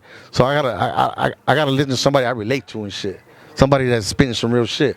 So if you really been in tune and followed that fool shit, that fool dropped more fucking albums than Tupac. He's hard to me. He's harder than Tupac. Much respect to Tupac. He's a legend and all that shit. One of the greatest rappers ever. You know, I love that motherfucking shit too. Rest in peace, Pac. But to me, Conejo was more gangster than Pac. He was real. He was really in the streets. He was really on the fucking run. He was really murdering motherfuckers. Really in the gangs. Really selling that. Listen to his shit, and not just because he's spitting it. The document is that's one of the ones documented there. He's where you listen to it and you can tell that yeah, it's what real. He's saying is real. It's real. He's fucking been on the run for 14 years. You know what I mean? Mexico. he's just come a long way, dog. Movies and shit. You seen his movie, the Tax Collector? Yeah, I did. Shit gangster. Yeah. So that's number 2. I just seen some shit where he's on stage and he's lighting some candle and he's like, that's some voodoo shit. Like I don't give a fuck what anybody believes in or whatever. I got my own beliefs, whatever. I laugh at that shit. I trip out on it. But I've never seen motherfuckers do that. You know how they be like, Lil Uzi Vert sold his soul to the devil, and so all these little black rappers, they sold their soul to the devil. This and that. This motherfucker really doing some voodoo shit on stage, like all out, not giving a fuck. I never seen that. You don't give a fuck, like. And at first that shit used to trip me out, but I ain't never been scared of none of that shit. Like, you know, I know a lot of motherfuckers. That's our ancestors.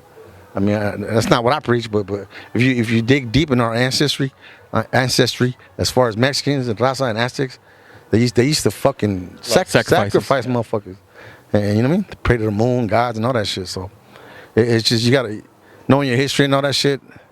It's just you gotta respect people's beliefs. Some people believe in different shit, and some people choose different roads. Like, you know. So Conejo's number 2. Who's number 3?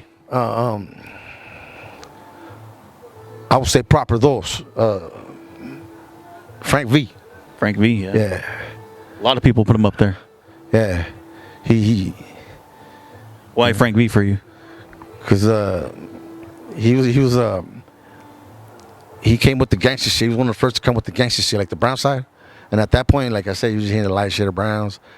I'm not to take nothing from them. They did their thing. Much props to them, but it's just it had that real street vibe type shit, you know, rolling one deep and hard time, talking about real prison shit. He was really a storyteller. He had talent, not just on the radio and on the talking shit behind the microphone. This fool, as an MC, I've been around him. This fool, been in the studio with him, got tracks with him and everything. Very talented MC, dog. Like, he's really an MC. As far as Mexican and fuck the gang shit. Fuck being talented. This fool could really fucking spit, dog. Like, you know how blacks be like microphone checker, MC? Yeah. This fool go bar for bar on your ass, and he got some shit. He did some shit with a Lil Rob, low profile. He's got his own his story, homie, is just, you know. That's number 3. Who's number 4? OG Acid Trouble. That's no right. Doubt. Yeah.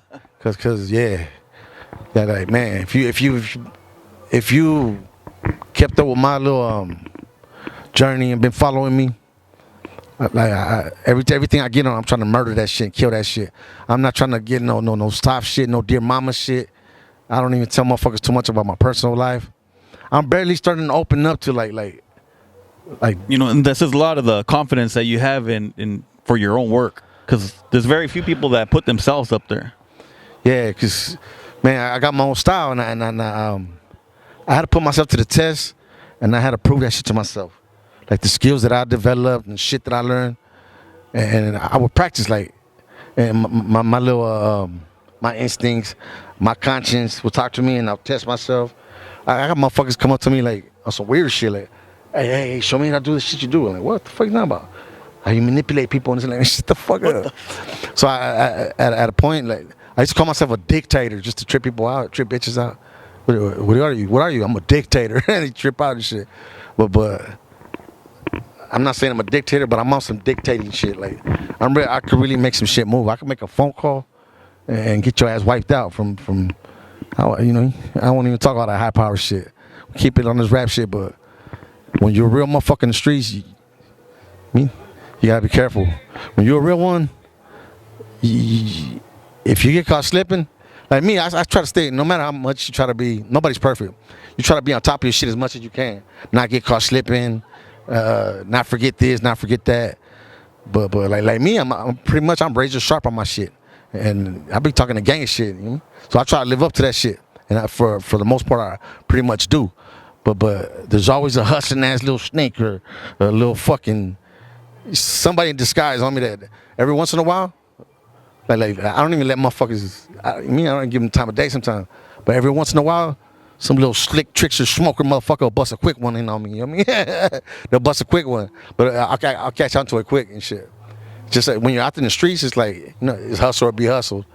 And a lot of motherfuckers like me, I've been on the streets. I know what it's like, homie. Be in prison, fucking be starving and not have nothing to eat, going through it and shit, hitting fucking rock bottom, flatlining, getting shot, going through the gang shit, in and out of jail, seeing people die, loved ones die.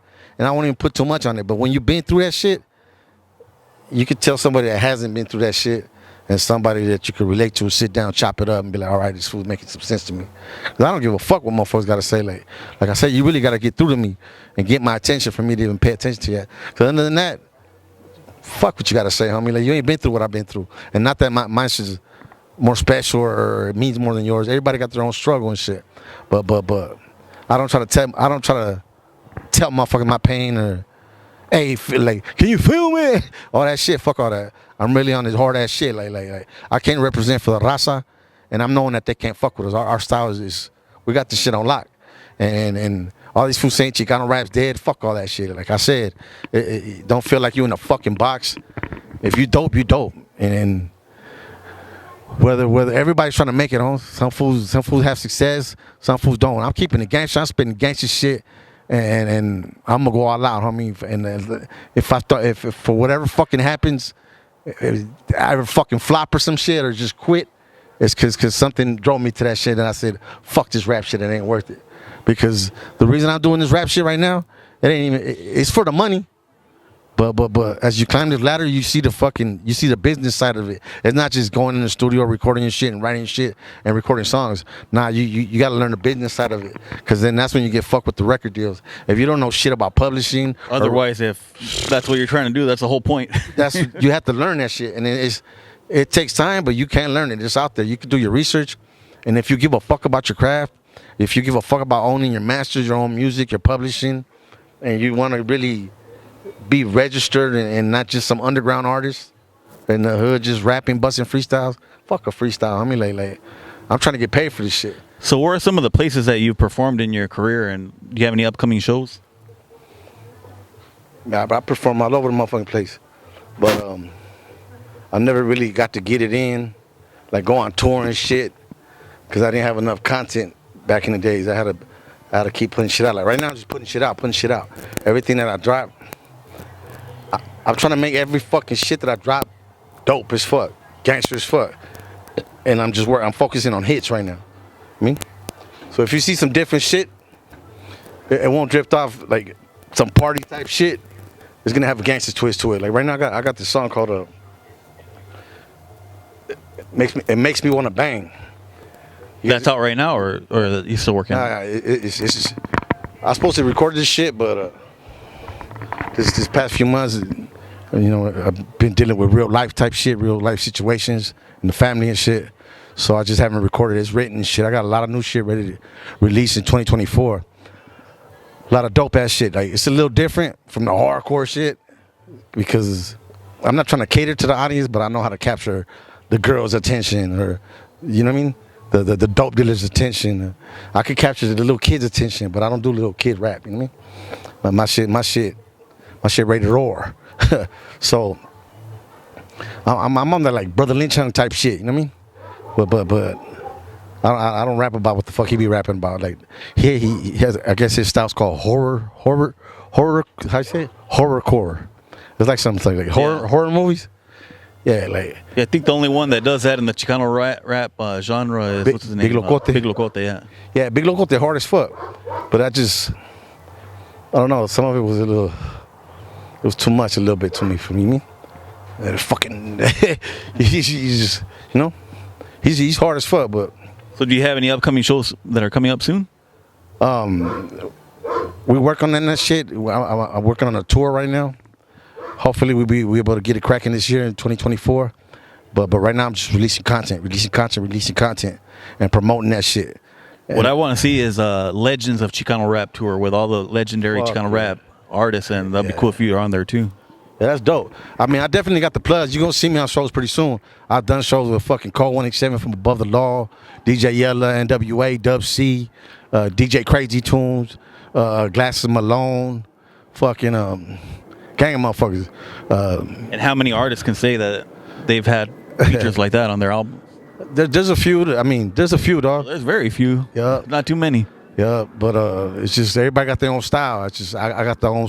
I got what I bring to the table. My shit's like no other shit. You know what I mean? And then I'm not trying to copy nobody's shit. I'm gonna keep doing what the fuck I do, and everything I do is gonna have a gangster twist. You know what I mean? Like I said, you won't see me fucking doing no love songs and shit. You know what I mean? But I doubt that shit. But I just got never know. I just got my own stilo. You know, I ain't with the swag shit. I'm from the old school, my boy, and I'm blessed to be here alive right now speaking to you. You know what I mean? Another question I ask all my guests is, do you mind sharing some of your tattoos and maybe some of their meanings and who the artists were?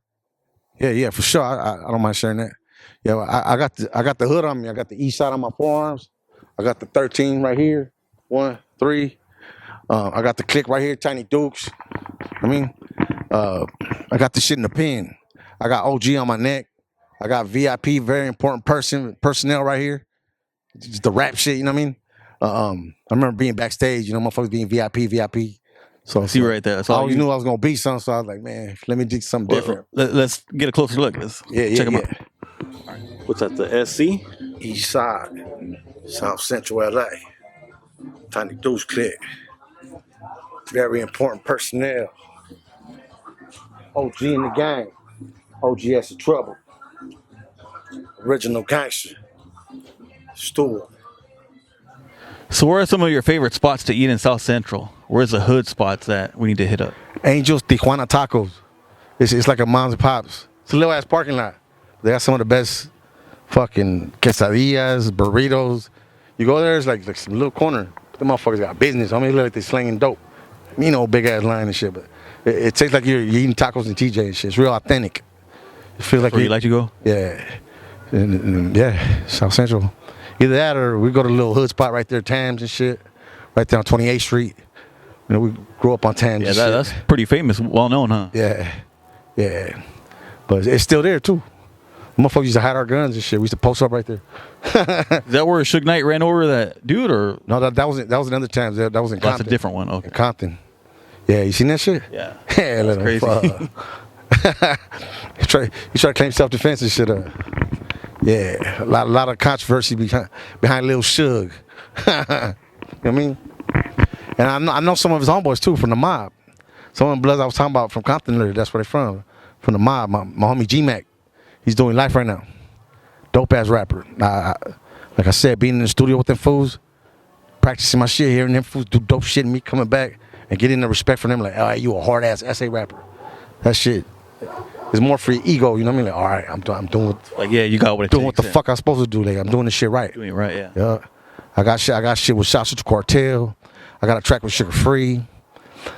My homeboy Shout Body, he got his own movement called Us Before Me. He's doing big things. I fuck with him a lot. My homeboy out of Lake Elsinore, what's that full name? Big Swift, Lil Swift. That fool's hard as fuck. I'm doing some shit with him. My homeboy Big Dave from 3rd Ave. Yeah. He got a song called The Marathon. Dedication to Nipsey Hussle. It's like a tribute. Check that shit out. That's out now? Yeah, it's out now. Big Dave was dope ass motherfucker. He got the song called it's called Flipping Birds. That shit hard as fuck. We supposed to do a video of that shit. I'm waiting on him. Big Dave. See, when the black and brown collaborate, it always sounds good, you know? Yeah. It's love. I mean, it's just like any other thing now. Back in the days, us in LA, we all know, as far as the gangs, we grew up in the same neighborhood. Some fools are cool. Some fools are going at it. Some fools is territorial. Some shit is the gangs. Some motherfuckers are racial. But there is a black and brown movement. It's improved with time, homes. I mean, it ain't on the best terms. Motherfuckers still going at it because it's a very thin line. There's been a lot of bloodshed. But when you grow up around other races and shit, you'll meet a motherfucker that's another race, and you be like, this motherfucker, it's my fucking brother right there. I mean, this was cool as fuck. You have your back on some shit. I mean, it's a trip, huh? So you, unless you know, you can't judge every motherfucking body just because everybody's not the same. But it's skin color, because fuck shit. Look, Chicanos killing Chicanos and shit. It's all fucked up, man. I mean, we all wish and there was peace and shit, but like a motherfucker's down for peace. But when it's time for war, you gotta be ready to kick in some fucking doors, you know what I mean? That's real shit. Yeah. So what type of future projects do you have coming out? Man, I got some shit I'm doing with Cali Pitts right now. Some shit called Steady Dipping. Shoot 'em up. That shit's hard. It's still in the works and shit, but I got some hard ass shit coming out right now. Not to toot my own horn, but I'm trying to murder every fucking thing I got going on. I got a lot of shit going on with my producer Chris Gunn. We're doing a tribute to Night Owl. Rest in peace, Night Owl, and shout out to Chris Gunn. Rest in peace, Night Owl. Yeah. For those that don't know, damn, Chris Gunn. Yeah, Chris Gunn is a hard motherfucker. That's my boy. He's family. That motherfucker, man. I mean, you got your Battle Cats, you got your Dr. Dre's and shit. But I haven't seen them do shit in a minute, homies. Chris Gunn's right up there with him. He's a West Coast legend, homie. He's got that West Coast sound. And he feeds off me, I feed off him, man. He's a dope-ass motherfucker. And he's a veteran in the game. When I met him and got to be in the studio with him, he taught me a lot of shit. And I caught on quick. We push each other. I mean, he'd be like, hey, you're worth ethic. You need to do this, you need to do that. And then I keep an open mind. Cause he taught me some shit where I was rough around the edges, where I would be out of pocket. He'll teach me some shit like, hey, do it like this, or do it like that, or lay back, or do this, do that. And I catch on quick. It's like, all right. So I seen the way he works, and I started catching on. We catch on in the studio. It's that chemistry. You catch on to it. He does his shit, and sometimes before he even says that, I'm already doing that. All right, go back, start it over. But he's a dope ass producer. He's worked with many artists. Night Owl. He's produced for fucking man. List goes on and on. Night Owl, Brownside, Toker, fucking let me see who else he produced for. OGS at Trouble. OGS at Trouble. He's produced for Trey 7. He produced for Lil Eazy-E. He's producing. He got some shit with Trey 7 and Dr. Dre's son, the surgeon. He's done some shit for Sugar Free, Brownside's Evelyn G, the Mexica Warriors. I got some shit coming out this year with them too in 2024. He just gave me a hard ass beat. Like I think of an idea, and I shoot it to him. Bang, hey, I want this shit. Hey, do this. Let's do this and do that. But do it your way and twist this. And he'll send me a copy and shit. And until we agree on it, yeah, look, this and that, change this, change that, and it's that chemistry. Like we got a bond. Like it's like great mind think alike. This motherfucker's dope, dog. He's been through a lot of shit. He's definitely a vet in the game. And if you ain't, is he your number one producer that you go to? Yeah, right now, yeah. I feel like I can't go wrong without my boy. He got my back. I got his. We've been through some shit, some G shit, and I know he's got my back. I got his back. He's shown me love, and I got his back too. That's my boy to the death. He knows my whole family and shit. He knows my son. He's got love from him. He went through some shit not that long ago. He had a stroke. Oh, that's right. You were telling me earlier. Yeah. So thank God, he's still here with us and shit. But he a soldier, man. He pulled through that shit, and we back on track. A lot of motherfuckers don't make it back. Or they fall off. This motherfucker's like a mad scientist in the studio. I've got to work in the studio with him. He's a fucking genius. Not trying to put too much on him, but this motherfucker's dope, dog. So what are some of your goals that you want to accomplish while you're making your music? Making my music, I just want to make my stamp, homie. Like, do you want your own label and artist, or you don't want to do all that? You just want to show what you can do. All that shit's there. I got plans like a motherfucker, but I'm just taking it one by one. Cause back in the days, I tried to bring out my own label. I had some shit called AMW, America's Most Wanted, with the KKK crossed out. America's Most Wanted. But then I put that shit on the back burner because I wasn't where I'm at now. You know what I mean? In the future, who knows? But I had a few artists, but I just wasn't able to sign them to my label and shit because we were an underground label.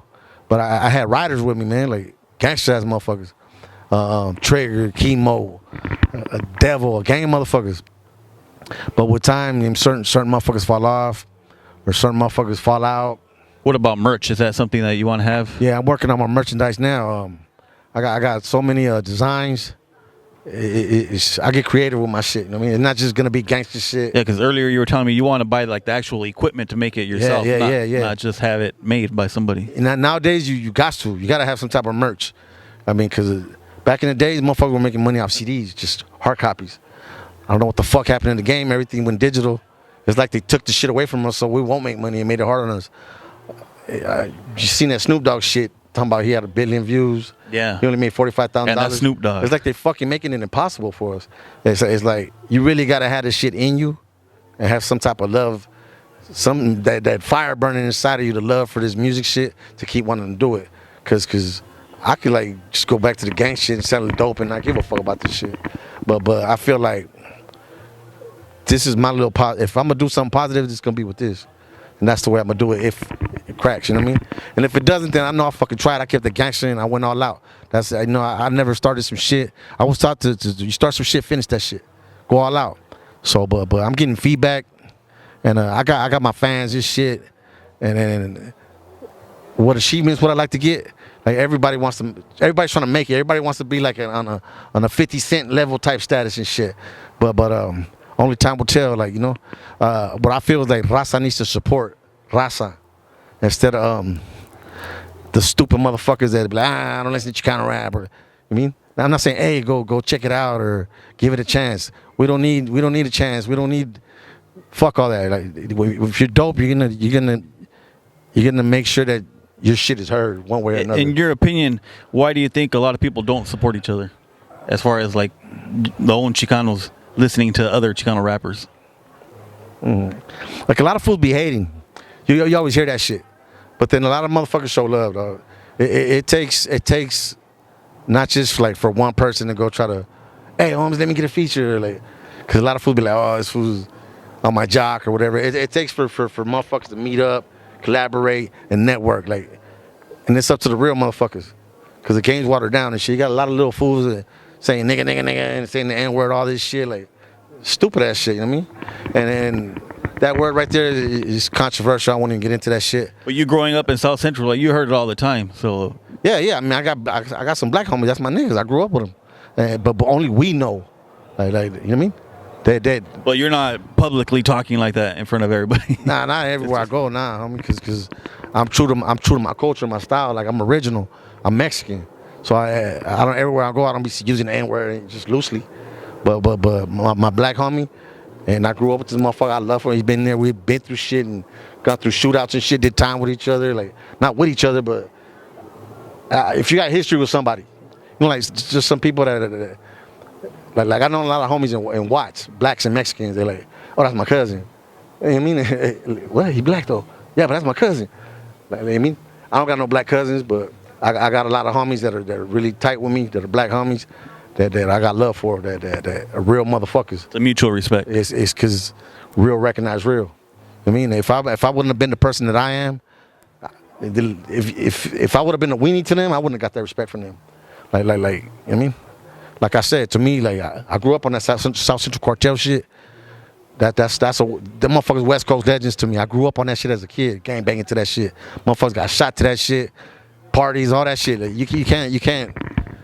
South Central cartel to me is like one of the. I mean, I don't know how other motherfuckers look at them, but that's one of the dopest rap groups ever to me. NWA, South Central cartel. Who else? There's a gang of homies that got skill. But I grew up on the SEC shit, being from South Central, and then hearing that one Mexican for DJ Ace and JEL, I'm that one Mexican that rode South Central. All that shit, it was more for my ego. So we were out in the streets fucking around doing highlights to that shit and banging and living to that shit, homie. So we were talking about support earlier. If somebody wants to support you, how do they follow you? Yeah, man. You could look me up on Instagram, OG_ESE_trouble. OG_SE_trouble. Or you could look me up on YouTube, Point Blank Range, and you can punch in OGS Trouble, and that shit'll just pop up. Point Blank Range Productions, that's my channel though. That's why I'm putting up all my shit. It's growing slowly but surely. It's because I don't just like put any bullshit on my channel. Like, everything I put on there's got to be dope. I'm real. I'm my worst critic. If the shit ain't dope, like, I ain't even put it on there. Is all your music on all the digital platforms, or just certain you ones? can find me on Spotify. Like I said, I've been through some shit these past few years. Had a little turbulence and shit, but I'm back now. I never left, but when it's real life, you got to deal with real life shit. Sometimes it'll take you away from your music, whether it's gang shit, the hood, or losing loved ones or whatever, or you got to make money because this ain't cracking or that ain't cracking, or you help whatever the fuck the case may be. sometimes shit'll take you away from your music. You can't never lose focus no matter what the fuck you're going through. I remember being homeless and shit, and motherfuckers would see me slanging dope under a fucking bridge and robbing motherfuckers, just doing the most, and be like, man, what the fuck you doing under here? Oh, well, you better than this. Like, you got a fucking video out. You got I don't know how many views. Like, what happened? You fell off, and that shit used to piss me off, cause motherfuckers didn't really know I was going through some shit. You know what I mean? Like I went to the pen, got out, and had nowhere to stay and shit like that. I had family problems. Like, I love my family now. I'm glad that family's everything to me. But it took me a lot to realize that shit. I mean, so if you have any advice for any future artists, what would you? Yeah, just don't give up, man. Just really work on your craft. Listen to the motherfuckers that influence you, or don't copy their shit. Don't be similar to the shit, but just pay close attention to the artists that influenced you that wanted to make you do this music, rap shit, or whatever type of music you make. And I'm not saying copy their shit or be similar to their shit, but just pay attention to if you follow their career, look at the whole timeline and the shit that they've been through. Like I said, motherfuckers follow my timeline. They've seen that didn't come overnight. Yeah, not for everybody. Most people don't. You got to work towards it. But there's some motherfuckers just get handed that spoon in their mouth. They bullshit ass fools. Like, I ain't saying no names, but a lot of these new rappers. But then the little mumble rappers, fuck. I don't respect a lot of these little fools. But I'm not gonna say I don't like none of their shit, because some of them motherfuckers be putting in work. It's dope. There's a lot of new out of the man. There's the King Lil G's, the fucking Lil Grifos. Man, I ain't even saying no names. There's a gang of motherfuckers out there. Drummer Boy. There's a gang of motherfuckers out there putting out some dope ass music. But then you got other fools come out and just want to hate and shit. You know, it's competition. It's part of the game. Lil Weirdo, Young Dopey's hard as fuck. So just a lot of new young talent out there. There's a lot of homies. The homies coming with some heat, and so me pretty much like them. I'm pretty sure we all trying to put that stamp in the game, like leave our mark in the fucking game, and we all trying to make it. Some fools succeed, some fools haven't. Some fools haven't bubbled yet. To me, it ain't even about the fucking money right now. It's like I'm trying to make a statement. You know what I mean? Because there's so many other ways to get money and shit, whether it be legal or illegal. I just been through so much shit that I've learned to be without shit. I don't know what it feels like to not have shit. You know what I mean? The struggle. I've been through that. A lot of motherfuckers haven't been through that shit. And so you can appreciate things a lot more when now. you force it to, like, man, you go through some shit, it fucks you up. So once you've been through that pain and suffering, and you've been through it, like, you know how motherfucker that you can tell somebody been through some shit, it builds that wall around you stronger. Like even though you struggled and didn't have shit or suffered or couldn't do this or that for this amount of time or this many years, or something kept you from doing something that you wanted to do or follow your dreams, or you went to prison, came back out. Don't ever. If you really want to do something and you got it in you, you'll push yourself. I mean, like, something, even if it takes you. It took me a while. Since I'll be like, what the fuck I'm gonna do with my, till life starts hitting you and shit. I start going to jail, motherfucker. I need to make money. I'm on the fucking streets, nowhere robbing motherfuckers and shit. Police trying to set me the fuck up, trying to build cases on me. I'm over here. I'm gonna sell dope and rob motherfuckers. Boom, start going to jail. Start stealing cars. Boom, going to jail. That shit, it 3 strikes ain't no joke. You know what I mean? Gets old fast, huh? Yeah. So. Not to talk all that high power shit, but I'm a gang member before this rap shit, and I'm proud of that shit. I'm proud of our heritage, our culture, and you can't just be negative about the gangs. I'm not saying this shit is positive, because the shit's out of control. I mean, the gang shit it's on another level, but the shit is real. You're gonna deal with it one way or the other. Accept it, and gangster rap is here to stay, and certain motherfuckers like me trying to make a statement. I'm trying to leave my mark in the motherfucking game, and yeah, eventually one day have maybe a label or two, write some books. I'm working on some fucking movies soon, but me, I don't. If I'm working on some shit, like I got a lot of shit I'm doing right now. Working on, I could go on and on, like me and the homie working on movies. We got plans and ideas, and motherfuckers always in my ear like, hey man, do the feature with this fool, do a movie, let's do this, let's do that. But it's until you sit your ass down, write the fucking script, and really do some creative shit. and then you know, all right, start working on it, and then, okay, I got it. Then you execute it, and you got the power to execute it, or you're in the position, or you got the hookup to record it or film it, or you know somebody. Because I've been in the game for a minute. I don't really pay for no fucking videos or for somebody to do my videos. I do my own shit. And it took me a while to do that shit. I never knew I was gonna be editing and shit. I mean, sometimes it gets on my fucking nerves, but you learn it. And if you want it bad enough, you're gonna make it happen. Yeah. So once you start bringing little chips in, like all right. But some motherfuckers be bullshitting, like you'll hook a motherfucker up doing a dope ass video. Like I don't even. I got my own. Me and Chris Gunn got our own production company, our own film shit called Point Blank Range Productions, Point Blank Range Films. But we ain't like Point Blank Range Entertainment, none of that shit. It's our little shit, and we just putting shit out. The real motherfuckers know that we dropping some dope ass shit.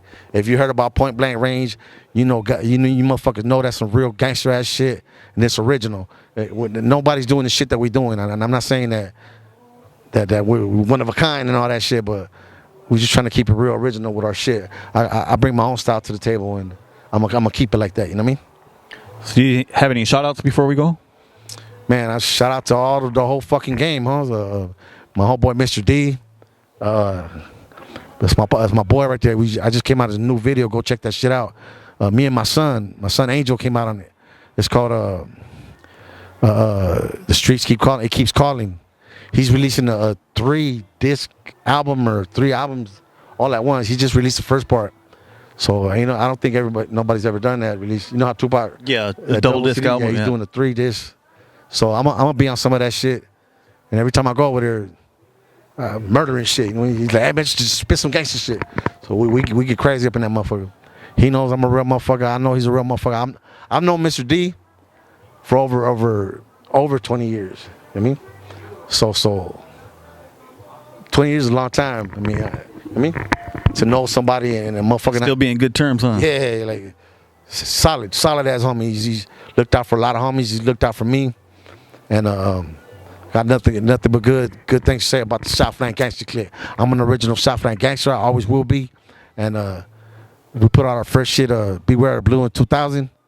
It's 2024, homie. Like we didn't think we'd fucking be here, homie. Happy New Year, but I ain't with all that New Year's resolution shit.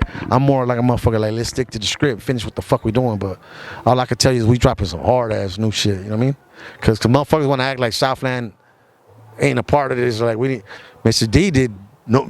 D made noise, Southland made noise, we made noise, and some people that were there ain't there no more, you know. But can't rewrite history though. Yeah, but you just can't fuck with the Southland Gangster Clique. Like it's a big movement, because we got motherfuckers like the Southland, homie. It ain't just some rap shit. There's motherfuckers behind it. You know what I mean? And that's all I say.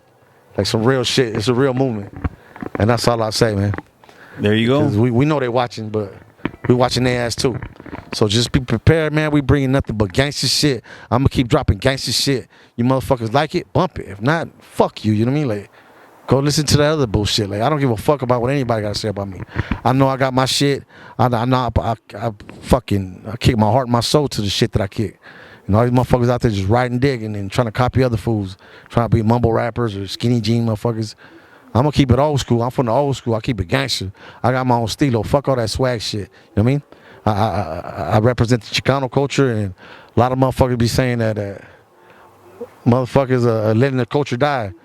I'm gonna keep the culture alive. I mean, that's how I feel. Like I'm not saying that Chicano rap needs me, but I can't make a stand for Chicano rap. I mean, for whatever the fuck it is, you're gonna hear me. You're gonna see me rapping these motherfucking streets the way I do, and the way I've learned. There you go. OGS at Trouble. Be on the lookout for all this new stuff coming out. Follow him on IG. Subscribe to his YouTube channel. And be on the lookout for merch, all that shit. New movies. I won't even fucking yin yang you fools and butter you up with all this and that. Just stay tuned. OGS in Trouble. You motherfuckers, stay tuned for some gangster ass shit. Oh, I got my homeboy some fool. His name's The Usual Suspect. He's one of my artists. He's hard as fuck. He's out of Atlanta. Oh shit. He's a lifer in prison. All right, OGS of Trouble. Just want to thank Right you on, boy. before we leave. And Fool store. Chicano Rap TV. for sure. All right, we're out. All Peace. right. Hey, nephew, come here, fool. Throw that shit. Oh, we got a special guest right here. Just the little realest essay in the game. Little Jack boy, what's up? Say what's up. What's up? Point All right. blank range. We're out. Peace.